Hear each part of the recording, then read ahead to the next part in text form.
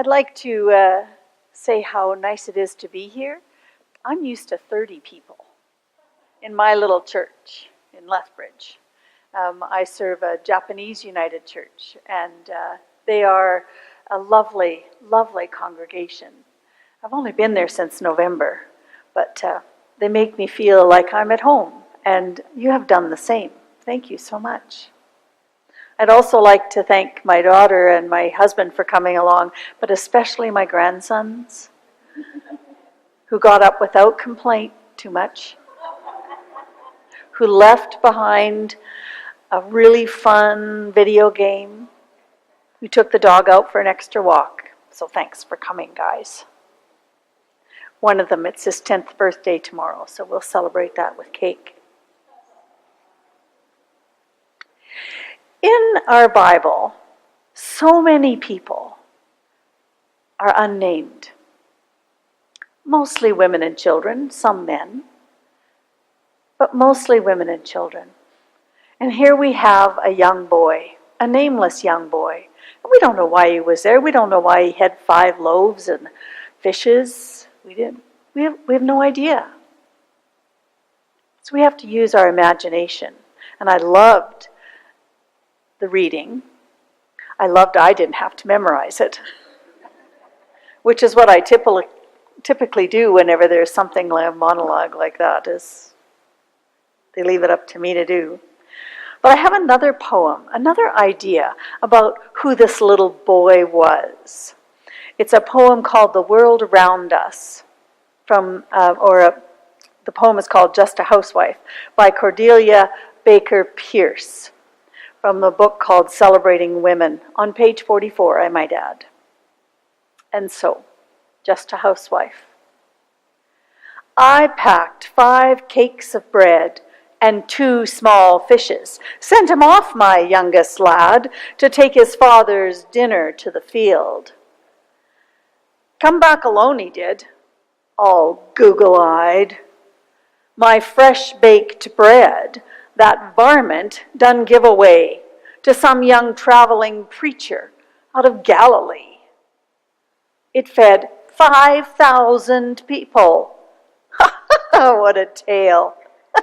It can't be true. I mean, but what if it is?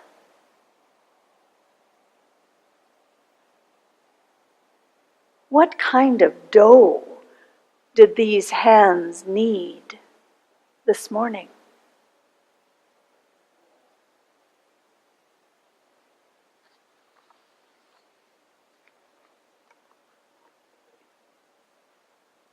This is one of the few stories we hear in all 4 of the Gospels, making one believe that it had a profound impact on the retelling of the Jesus stories. John's version seems to go on to delve more deeply into the theology of the event, more so than the other 3 tellings. So we see Jesus in 5 different roles in this story. He went from one side of the lake to the other side of the lake. And frankly, he did that a lot. One side of the lake to the other side of the lake, and back and forth. And so he had limited energy and had failed to find a place of peace, just as sometimes we fail to find a place of peace. Sunday morning might be the only time we find a place of peace. We see him as a teacher, one who forms human spirits and informs human minds. Then he's a provider, a distributor of food for the stomach and the soul. And finally, he's the one we see walking with us, offering us strength. So we see life as a little less afraid, offering us strength. Feeding was part of the prophetic tradition in antiquity. Moses in the desert being the other famous food story, and the epistles are actually full of food fights, if you read between the lines. But really, it's just one of the many stories where food has been shared with faith. Some skeptics think that this story is like the politicians of today who try to buy our votes. I can't remember what premier it was, but there was an election coming up and every small town got a new hospital. Not obvious at all. And what if we had a new hospital here? You have 3, right? 3 hospitals in Calgary? Do we need a 4th? You're almost at $1.25 million. We must well have 4 if you count the children's hospital. Or how many votes will be bought with larger tax benefits for families? I wonder in southern Alberta, how many votes will be bought with the new bus service between Medicine Hat and Lethbridge, which is long overdue. Jesus was selling the kingdom. He might have been seen to need the votes of his people. And after all, while in the desert before his ministry began, he resisted the temptation to feed the people to help his popularity along. So why all of a sudden is he feeding people? Is he feeling the pinch of the disapproving leaders of the day? Or is he just a pragmatist? I'm hungry.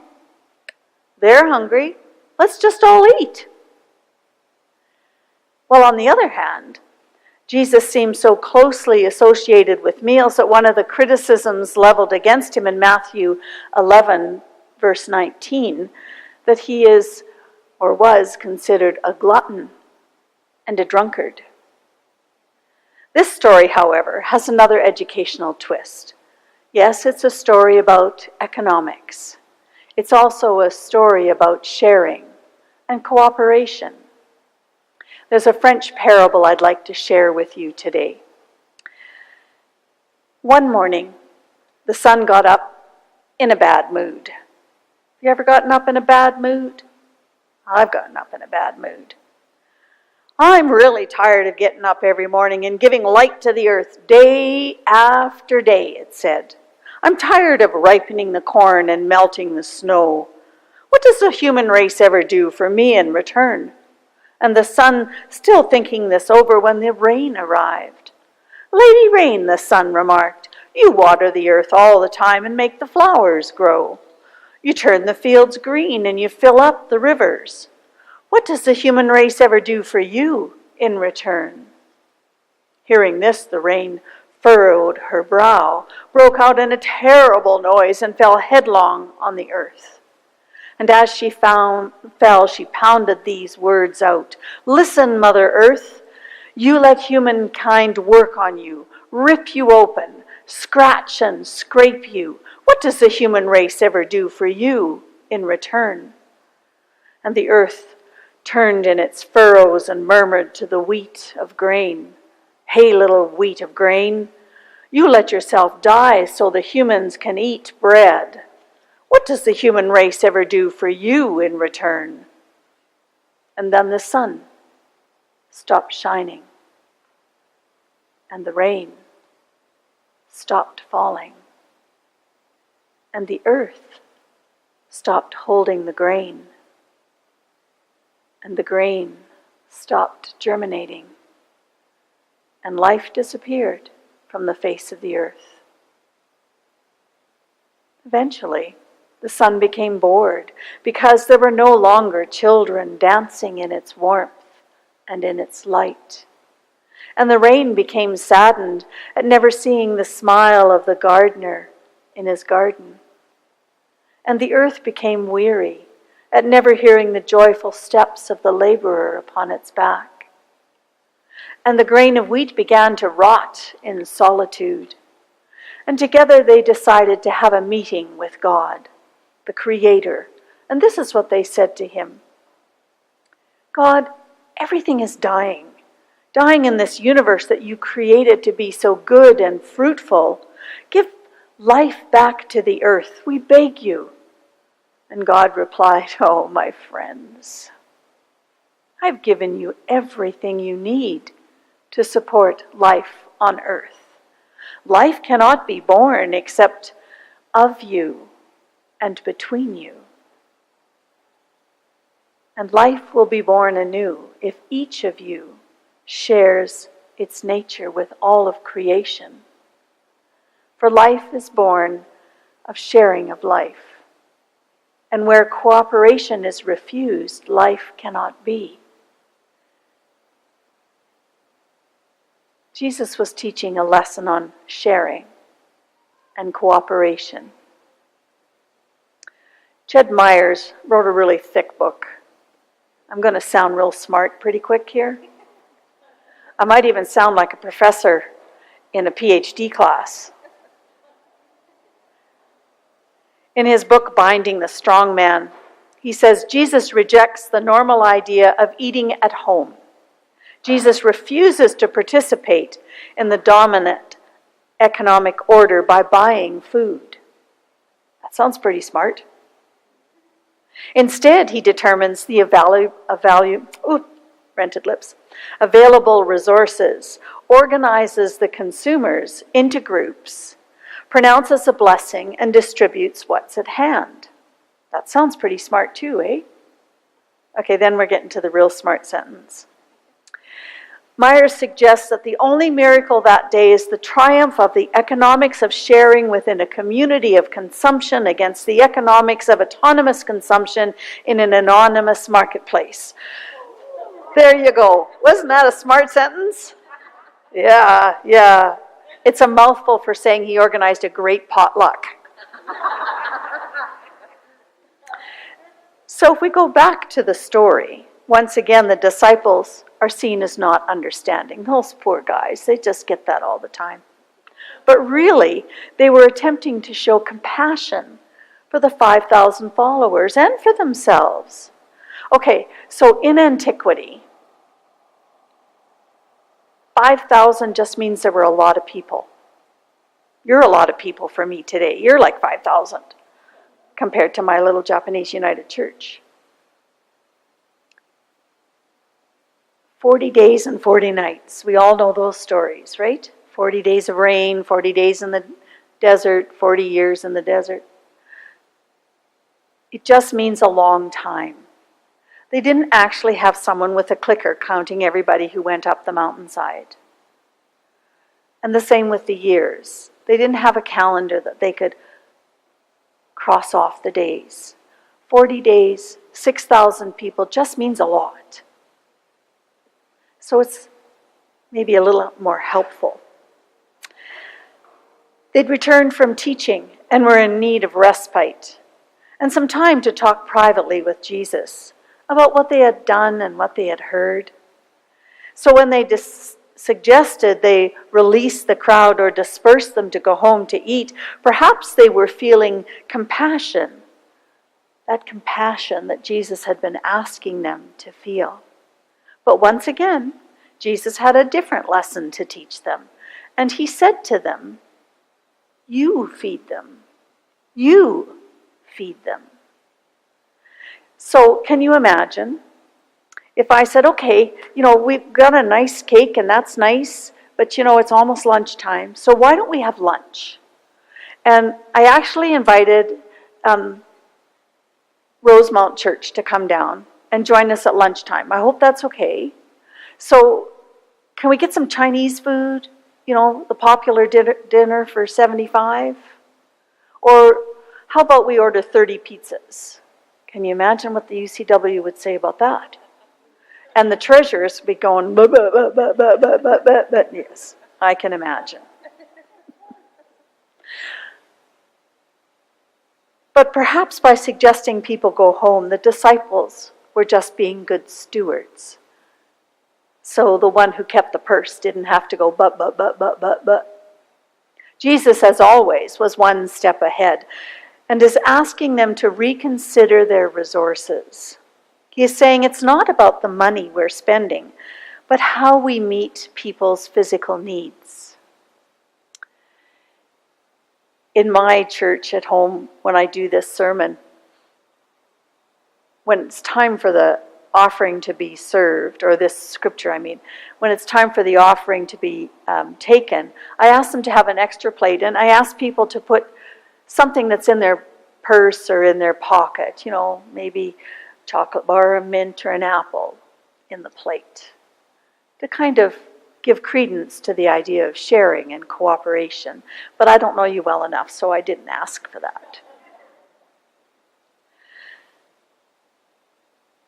So they did. They gathered up all the food they could find, and they fed them. Because people in antiquity did not leave home empty-handed. If they were going out for a walk or going out for the day, they took food with them.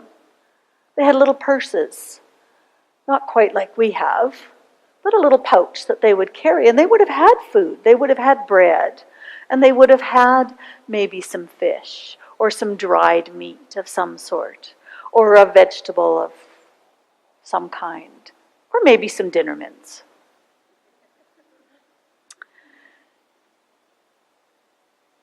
And there were 12 baskets of bread and fish and maybe some dinner mints left over.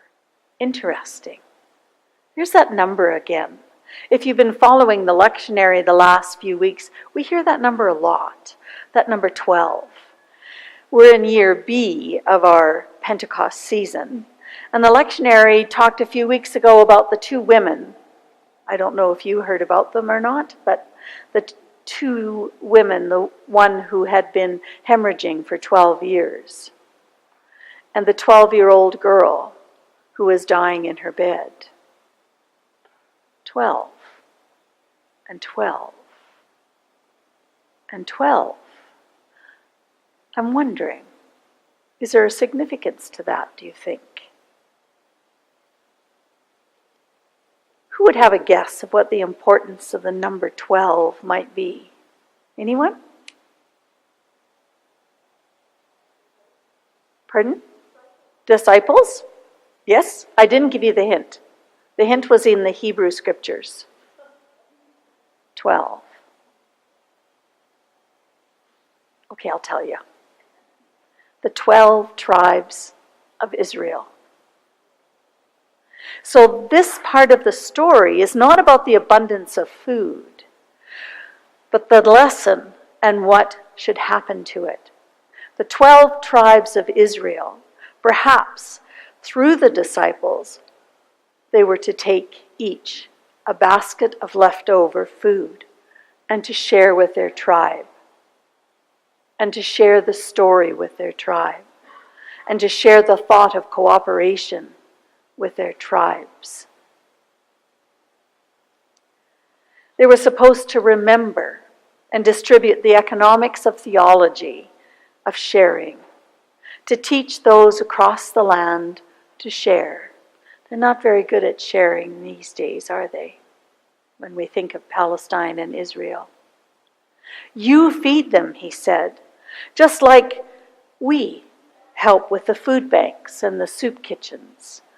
We collect from our own kitchens and from the store, and we give them boxes of food, fresh and canned, and we feed them. And we need to keep doing that, not just at Christmas, where they have an overabundance of food, but summertime is hard in food banks. There isn't enough food. There isn't enough food by June, sometimes by March. The food banks are scrambling. So that's one of the ways we feed them. You feed them, he said, just like many churches are doing, and I'm sure that you do. You have a fundraiser. Do you do fundraising dinners? Yes, sort of, kind of. Potlucks? Yeah, there we go. Potlucks. Church is famous for them. And when we're doing a potluck, and we think we're doing a good thing, maybe we're raising some money on a basket on the side, but we're offering other opportunities. When we have a potluck or a fundraiser, or we go to another church's fundraising, we're having opportunities for single people and for couples, especially couples whose age I'm getting closer to have someone to eat with, to have a whole table of people to eat with and to have a conversation. A whole table. We aren't saying to people, no, you live by yourself, you go live in a nursing home or an assisted living, and they'll feed you, and you'll have lots of fun there. There'll be people there. You won't be lonely there. But when we have a potluck, we are providing food, and more importantly, we're providing fellowship for people who don't normally have that fellowship. And what a gift. What a gift that is. Making someone's life a little easier, healthier, a little fuller of heart and soul. You feed them. In the story today, people came from all over, likely from both sides of the sea. It wasn't a very big sea. And people had heard about Jesus. And people want to come to the bread basket of the world, and those who want to come from somewhere else for different reasons, because immigration is what Canada works with. It is important that we continue to have open doors. It is important that we value humanity, no matter the color of their skin or their hair or their feet size. It doesn't matter. We're all people. And we depend on immigration.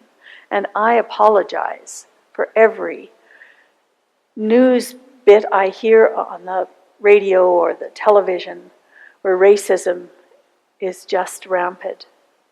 And I am ashamed to be Canadian. This summer I went on a tour of the Japanese internment camps, and I was ashamed. If you ever go to Moose Jaw, go to the tunnels. And there's a tunnel of the Chinese laundry. And again, I wasn't proud to be Canadian.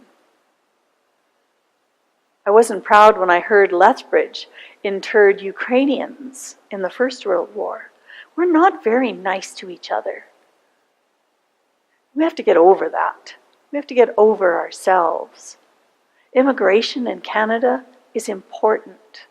We're a big country, and we're not producing large families anymore. And so we need to have immigration.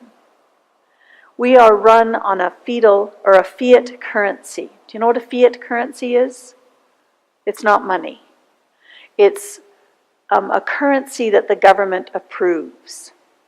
And the fiat currency is based on our population. We don't have a gold standard like they do in the States or in England. Our standard is people. You guys, everyone. And so when we have people who work and pay taxes, then our standing in the international community goes up. So we welcome immigrants, those who understand that we're just people, all of us. So Canada needs immigration in order to expand or to keep up with inflation in the world market. So if you hear a racism comment someday, ask that person how many kids they're going to have. They're going to have 12 kids so that, we can have a better life here in Canada? It's not going to happen. And so we welcome people who move here. I have a husband who is a naturalized Canadian, and he loves Canada. We welcomed him. New immigration means more international credit for the country in order to maintain our status with other nations. It's very simplistic and something to think on and chew upon when you think about feeding people.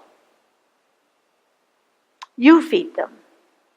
We feed people in more than just one way, in more than just food through the mouth. We feed people by the actions of our faith. We care. We have compassion. We pray. We volunteer. And we support each other. That's what church does. That's what Christians do. And that's what this story of Jesus is all about. Compassion, volunteering, and supporting each other. We feed them, and thus we are fed. That's how our bodies are made. Since the beginning of time, author Robert Fulghum writes, people who trust one another, who care for one another, and are deeply connected to one another, have shared food as a sign of and a reaffirmation of their relationship. Every time we hold hands, every time we say a blessing before a meal, even before cake, every time we lift a glass or a coffee cup and say fine words to one another, every time we eat in peace and grace together, we have celebrated the covenants that bind us as human beings together.